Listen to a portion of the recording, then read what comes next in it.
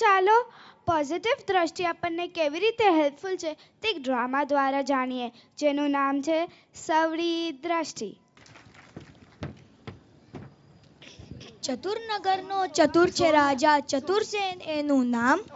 આવો તમને સંભળાવું એના વજીરની ગાથા મહાન. જણાવ જરા મને પણ ભાઈલા, એ વજીરની શું છે ગાથા ને શું છે એનું નામ? સાંભળ બેના સાંભળ, હરકચંદ એનું નામ. સદાય ફેલાવવું હાસ્ય, એ જ એનું કામ.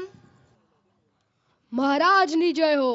બોલ ખબરી, શું ખબર લાવ્યો છે?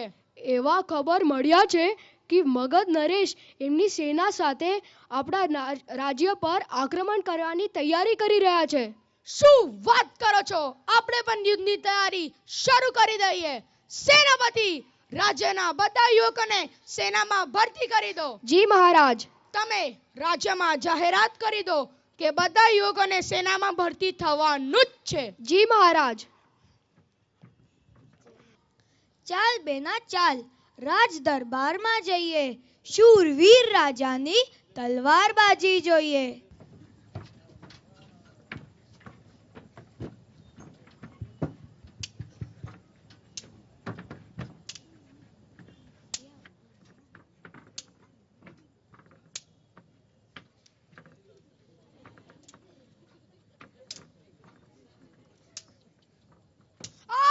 મારી આંગળી! સૈનિકો જલ્દી જલ્દી આવો.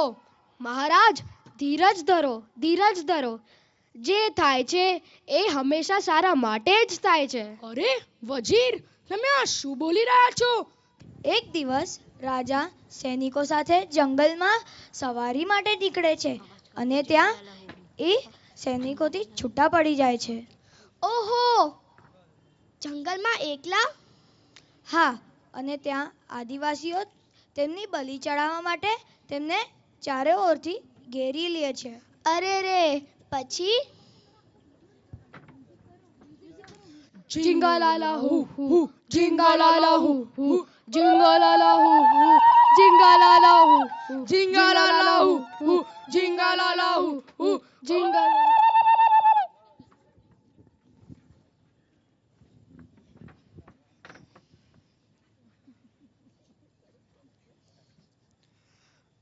આ માણસની આંગળી કપાયેલી છે. આ માણસ પૂર્ણ નથી. આપણી દેવીની બલિ માટે આ પુરુષ યોગ્ય જ નથી. જિંગાલાલા હુ હુ, જિંગાલાલા હુ હુ, જિંગાલાલા હુ હુ, જિંગાલાલા હુ હુ, જિંગાલાલા હુ હુ.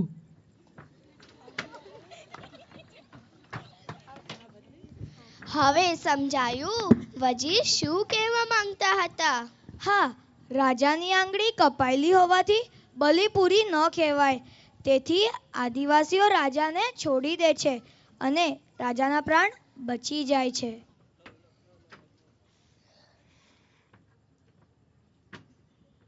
વજીર, વજીર, તમે સત્ય કહેતા હતા.